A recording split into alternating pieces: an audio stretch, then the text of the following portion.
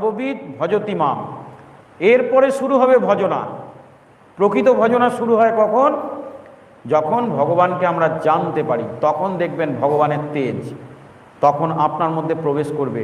আপনি প্রত্যেকটা জিনিস উপলব্ধি করে করে করবেন যে আমি কেন ভগবানকে এভাবে প্রদীপটা ঘোরাচ্ছি, কিভাবে ঘোরাচ্ছি, কেন ধূপকাঠিটা নাড়ালাম, কেন ধূপকাঠি প্রদীপ দেখাচ্ছি, কেন আমি আসনে বসে জপ করব।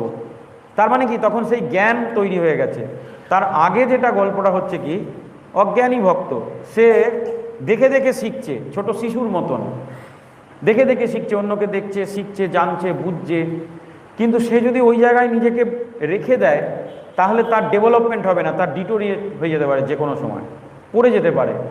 হ্যাঁ, আর যদি সাধন ভজন ঠিক করে করতে পারে, এদিকেও আবার একটা ব্যাপার আছে, সাধন ভজন যদি ঠিক করে করতে পারে তাহলে যিনি তত্ত্বদ্রষ্টা পুরুষ তিনি আবার দূরে থেকে উপলব্ধি